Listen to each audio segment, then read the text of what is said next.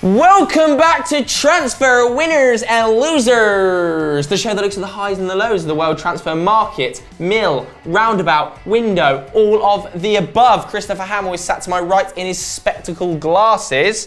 Who's our first winner chicken dinner?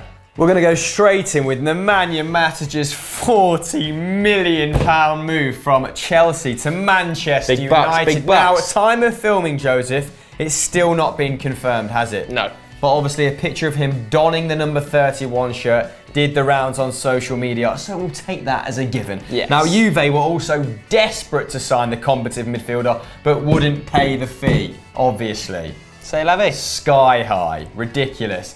But yeah, Sky claimed that Matic would have gone to Manchester United anyway because he wants to reignite his relationship with Jose Mourinho. Now, he's nearly gone. His first game is against Real Madrid in the Super Cup in around 9 games' time. Well, what we think to be his first game. Yeah. But this has subsequently led to rumours of Fellaini's exit, which I know you're devastated about. The toilet brush. But Mourinho said it'd be easier for Galatasaray to get him, such as the importance of Fellaini to his game plan whenever he wants to destroy a game of football. Yes. I mean, Fellaini is the antithesis to everything that's beautiful in the game, and if you want to grind out a point away from home, you play that man or you bring him on. Exactly. Now, Matic, you put down here, he's in his prime. Classic Man United fan. I think he's going slightly past it. Maybe, almost 29. true. But he does have that winning mentality. He comes with a good pedigree, doesn't he? 2 times Premier League winner. Mourinho knows him, he trusts him. We've seen from his Inter days that he doesn't mind signing older players for big money. Yes. A la Diego Milito. 100%. And look, he is going to cost a lot of money when you're signing him from a direct rival at 29 years old and with a long-term contract. £40 million, Chelsea will be happy with it. Jose's got his man, Manchester United have overpaid, but c'est la vie. Look, this is a guy who last season played 35 games for the champions. 30 of them were starts. Look, he's going to be a direct replacement for Michael Carrick as well, who's now approaching the end of his career, 36. I think he only made 23 starts last season, Michael Carrick, and I think Fellaini made 28, and he's better than Fellaini, who's probably our 3rd choice central midfielder this season. So he will be a starter in a 4-3-3 alongside Pogba and Herrera, which is an exciting midfield three. I'm really, really excited to see what that means for Pogba going forward. Is he going to release him a little bit more? Can he get on the score sheet a few more times? Exciting stuff, but you'd have to say last season he contributed to 7 assists in the Premier League, which is a lot higher than I thought it was going to be, and that's actually more than any of Man United's central midfielders. Pogba got 4, Herrera got 6, Carrick and Fellaini managed a big fat 0. However, he's not been bought in for assists. He's been bought in for defensive output and to screen our back four, which at times can be a bit dodgy, and his stats are a little bit suspect here. 1.24 and 1.84 tackles and interceptions per 90 respectively. You compare that to when he was absolutely at his best in 2014-15, when he was putting out nearly double that, 3.07 and 2.45 tackles and interceptions per 90. But you have to say, is he dropping off or is he moved further forward and Kante's picking up his defensive work, which is interesting. But then, does he need a Kante to work? He might get that out of Herrera, but you're not too sure. So it's potentially a risk, but a good risk in my opinion. Overpriced, overpaid, but we needed a player in that position, and Matic does the job. But what do you guys at home think? Is it a good signing? Have we overpaid? Should Matic have stayed at Chelsea? Let us know in the comments below. First up in our losers section is Barcelona. Now, Joseph, this is centred around one man, isn't it? Yes. Give me an update on the whole Neymar sitch. Well, at the moment, Barcelona are in complete disarray behind the scenes because Neymar is on the verge of a €222 million switch to PSG, according to bloody everyone at this stage. Of course, very publicly involved in a training ground bust-up with Nelson Semedo, which resulted in Semedo pumping him in the back of the head. Bang! He stormed off and told all of the players reportedly that he is quitting the club. There has been no announcement as well from Neymar because he gets a €25 million bonus today on July 31st as a loyalty bonus if he stays at the club. French news are also reporting that Neymar will get a €300 million bonus from the Qatar Sports Investment Company, which is actually the owner of PSG, and become an ambassador for the Qatar 2022 World Cup, which will play part of his contract and therefore circumvent a bit of FFP. Appealing, morally dubious. Yes, but now the La Liga president has stepped in and he said that they will lodge an official complaint with UEFA if PSG sign Neymar for breaking the FFP rules, which is an odd one. I wonder if he'll do the same for when Real Madrid sign Mbappe. Probably not. But anyway, Sport have come back against that and said, look, the FFP runs in 3-year cycles, which means PSG would not be affected this year and would be affected in 2018-19, which is the end of the next cycle, which means they can sell players this summer, January and next summer before they're actually affected by the €222 million outlay. But it's not the worst of it for Barcelona fans because they are now at the stage of utter panic buys. They're going for everybody. That is according to Catalan papers, Mundo Deportivo and Sport at the very least. Yes. Maybe they have some insider knowledge, a few moles in the camp. Ooh. But anyway, they've said that Barca have inquired and been rejected by 5 different clubs for 5 different players, starting with Monaco and Mbappe. Now, he looks set to join Real Madrid for upwards of €160 million. Madness. But if Barca sold Neymar for 220, it's to our understanding they would join that race. Now, that'd be exciting, wouldn't it? Yes. Hella exciting. Hazard is the second player. Chelsea have said they won't let him go for any less than €120 million. I don't know if Barca will be willing to shell that out on a 26-year-old winger who's obviously slap bang in the middle of his prime, but still a hell of a player nonetheless. If they want him, they're going to have to pay it. Dybala just signed a new contract, hasn't he? Again, Juve want €120 million. I'm not sure his output at Barca would warrant that fee. He's Agreed. Not particularly prolific, is he? He's a great false 9, defensive forward, but still. Coots. Liverpool want £100 million for him. I think Barca offered 75. Yeah, they just keep driving. I don't know if they're willing to go any further than that, especially now Liverpool know they're not going to get Naby Keita. Yeah. And the Catalan papers conclude with Dembele, who Dortmund have said is not for sale categorically at any given price, especially given that they have not strengthened in any meaningful way this summer, and Bayern Munich have. Now we move on to other papers. More chat, more whispers.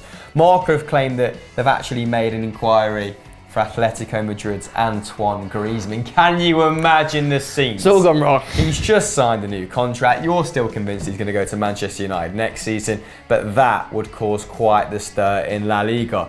Now, RAC1, who are a radio station in Barcelona, Radio Catalunya, have now said Barcelona's last-ditch attempt to sign someone is Paulinho, and they're going to pay his buyout clause apparently, which is €40 million to Tanjin Quanjin. He is 30 as well, approaching 31. He's 30. I mean, he's hit a purple patch, especially with the national team, but wow, that'd be uninspiring. Barcelona fans, if you ended up with Paulinho out of all those players, would you just chuck the towel in there? Let us know in the comments below. Let's go to the man who said no to Barcelona, but oui, oui, to Real Madrid. Yes, it's Kylian Mbappé. Tell me a bit about him. Je suis d'accord. Formidable. Yeah, AS are reporting that Monaco appear resigned to losing him a little bit earlier than they envisaged. And that is because they're lining up a replacement for him already. It's €10 million rated 21-year-old Ron striker Adama Diakhaby. Yes, I don't know who he is either, but like Mbappe, he can play anywhere along that front three. Preferably, I've been told, he prefers that wide left berth too. AS have also gone on to say, despite his limited appearances, 25 that is, 22 as sub though. That's okay. He did score 4 goals in 711 minutes, so he did well in the very fragmented time he was given. But yeah, he's actually attracting the advances of Newcastle as well, which is a massive shock as they never ever shop in the French market. Yeah, so, you know, we're all dumbfounded here at FD. Although this seems odd to me that they'd only replace Mbappe's incredible output last season with that of a bit part player in league, and who knows, maybe they know something we don't.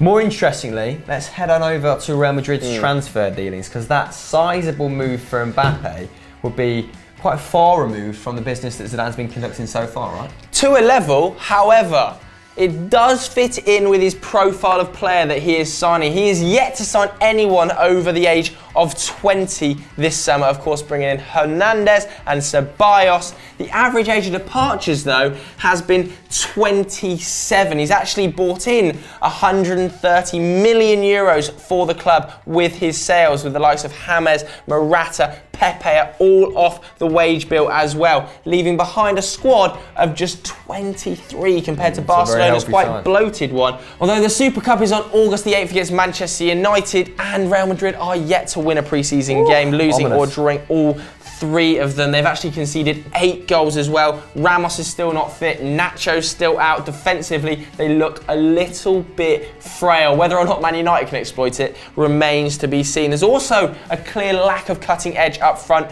with the absence of Cristiano Ronaldo. Obviously, Bale and Benzema haven't quite taken the initiative. Marco Asensio did score a brilliant goal against Barcelona, so he is quite likely to start in that Super Cup fixture. But anyway, Ronaldo will be back for it. August the 5th he's back. Oh, is he? He'll be back for it, which is good news for Real Madrid fans. Whether or not the Mbappe deal will be over the line by then is pretty much a no. It's a big transfer. There's going to be a lot going on behind the scenes, so we don't see it happening by then, but we probably do see it happening by the end of the summer. But do you agree? Will Mbappe sign? Vote in the poll above my head. Adios. Not the right word. Next up on our losers list is Arsenal, and Alexis Sanchez's no-show at training due to being ill has the Gooners faithful all over the shop, doesn't it? It does indeed. Look at him posting photos on his social media with a blanket around him, hugging his dog like this. Like you would do if you were actually sending in like an ill note to work and you didn't want to see it on Facebook and your boss to find out. It's embarrassing. It's like he was trying to convince his mum. Yeah, it's literally embarrassing. The Metro have gone out and claimed that Sanchez is preparing to hand in official transfer request this week to force through a move. Obviously, he's been a target of Manchester City and most recently Paris Saint-Germain. However, Sanchez is said to favour a move to City because he wants to relink with Pep Guardiola, his old Barcelona boss. The Metro go on to say that the Sky Blues are ready to give him £325,000 a week and hand Arsenal a transfer fee of £50 million. However, Pep Guardiola has slightly refuted that point in a press conference, saying that City are looking for one more player but can't afford to spend too much because of FFP. However, you wouldn't say the same about PSG. They don't give a f about FFP. They are going out and spending whatever they want on whoever they want. They have apparently had a first £35 million offer for Sanchez already rejected and have already agreed personal terms amounting to a quite frankly outrageous €500,000 a week, which is stinking. Oh mon Dieu, c'est pas bon. Whoa, why we've gone so French this episode? I know, I'm so tired, this is a shambles. PSG, the greedy bastards, want Neymar and Sanchez. Ballers! Let's take a look at some of their stats per 90 last season. Now, Neymar was creating 3 chances. Sanchez 2, successful take-ons, Neymar 5, Sanchez 3. Goals scored, Neymar obviously didn't have his most prolific season last season, 0.4, Sanchez 0.7. It's impressive. Total shots 3 apiece. These two would score 100 goals each in Liga. Imagine them two in the More importantly, this would by far and away increase their chances of progressing in the Champions League. Yes, those two would be ridiculous up front together. Not that Cavani's not capable, not that Di Maria's not capable, but they are performing in a league above at the moment, aren't they anyway? But yes, even if Neymar wasn't to join, Sanchez would be a worthy replacement, as you can see from those stats that I've said just prior. However, Arsenal fans, do not despair, because according to Arsene Wenger, this is an ideal situation. That is Ozil and Sanchez only having 12 months left on their contracts. He went on to say that when you're a player, you go out and you do as well as you can. What does it have to do with the length of contract? Wow. They're not even the only two. Not sure about that tactic. He's normally pretty good at distracting people from the main issue at hand, but I'm not sure if it's quite worked there. However, they're not the only two that are on whose contracts are winding down. Oxlade-Chamberlain also has 12 months left on his contract, and has this summer interested the likes of Manchester City and Chelsea, hasn't he? Yeah, Chelsea in particular, because they've not got an English player. Will this be an exodus akin to RVP Fabregas Nasri? Not sure. Guys, Arsenal fans, we want to hear your thoughts on the current predicament in the comments below. Mouthful.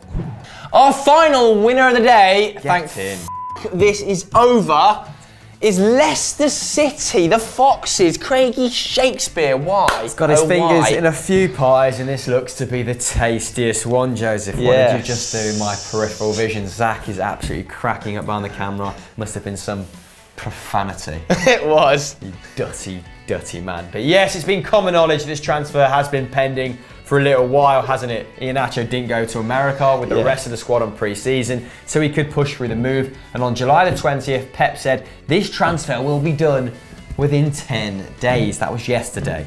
Why hasn't it gone through, Joseph? Well, let me tell you, it's not gone through because of contractual issues, according to Sky Sports. That being City want a buyback clause put in there. Leicester City are having absolutely none of it.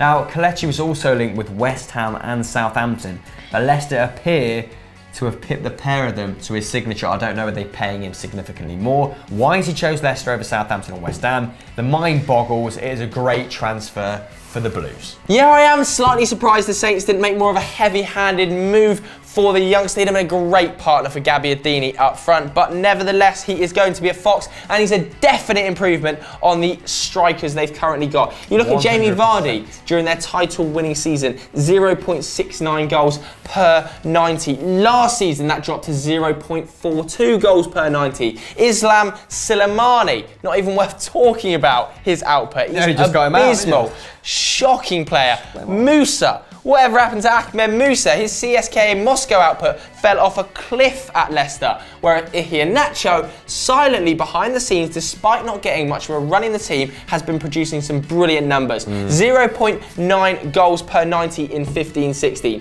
0.64 goals per 90 last season. The guy is an extremely exciting signing, and at £25 million, this could be one of the signings of the summer. Mark my words. 100%. What a move. Oh, last but not least, we revisit the Emirates, where Arsenal feature yet again in our losers column. That is twice out of a possible thrice. Your eyes don't deceive you. You have George Wright to thank for this. George, you right at him, say, you know what, George, why don't you get some other interests other than Arsenal? It's pathetic. It's actually pathetic at this stage. Arsenal in the losers column twice. Other clubs are available. Sake. This one is for Thomas Lemar. Obviously, the 21-year-old has become the Gunners' top priority. Not that anybody in world football cares. Jeremy Wilson, got his name out eventually, and the Telegraph is reporting that they are going in for a third bid. Already had 2 rejected by Monaco, and this is actually not just paper talk. The vice president of Monaco, Vadim Vasiliev, probably pronounced that one wrong, has said he is staying with us. He's an immense talent and is essential for the team. He won't be sold at any price. €50 million third bid incoming apparently from Arsenal, which seems strange because a lot of people at home will be saying, surely this is only going to happen if Alexis Sanchez is sold. He's a direct replacement. He plays on that left flank. But no, Wenger doesn't think so. Wenger doesn't think he's a winger. What on earth is going on? Well, he certainly doesn't fit into Arsenal's 3-4-2-1 that they played at the tail end of last season and that have been playing with all pre-season. But he could play on the opposite flank to Alexis in a more conventional 4-2-3-1 maybe. Who knows? There's also an inkling that Wenger, as you said, sees Lamar's future as a central midfielder. A position the club are actually quite light on in terms of quality. But does he have the tools required to play there? Let's have a look. Let's compare him to Aaron Ramsey, because he'd likely replace him if he did play in central midfield. Before we move on, it is important to remember that Ramsey only had half the minutes of Lamar, but more personally, Joseph, Lamar dicks on him both defensively and offensively. Defensively, he completes 2.3 tackles and interceptions per 90, does the Frenchman, compared to the Welshman's 1.6. That's embarrassing. Ramsey's playing in central midfield, often deep. Lamar's on the wing, mate. It is insane, but offensively, Ramsey has a 5% higher pass completion rate. Who cares? Look at that. They're premium stats, but he also creates less than Lamar. Lamar creates 2.4 chances per game to Ramsey's 1.7. Now, Lemar also offers more goals and assists, 0.65 per 90 compared to Ramsey's 0.36. If you've had enough of this jargon, it's as I said. Basically, Lemar would be an improvement on the Welshman in his current form. But you would be shoehorning him into that Arsenal formation. Arsenal fans, no doubt, you want him. I want to hear from some League One fans. Is he worth £50 million? Is he better than Bakayoko? We obviously rate him higher than Bakayoko, which is unfortunate for Chelsea fans. I've got the wrong man. So could have played him in central midfield alongside Kante. No, you couldn't, because he's a winger. Keep him out there. So that's all we've got time for on this episode of Winners and Losers. But Christopher Hamill, what should we do next? Well, if they haven't already, the fine people over here on FD should go and check out Stat Wars the Champions. Yeah. The latest battle was between Pato and Statman. Dave, how did it go? Well, you'd only know if you watch it, won't you? Yeah, so watch it. Here's a hint. Wins. Bye. No? I'll just bleep it. I'll bleep it. An abomination!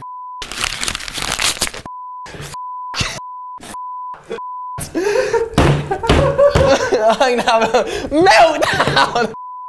Yeah! Right.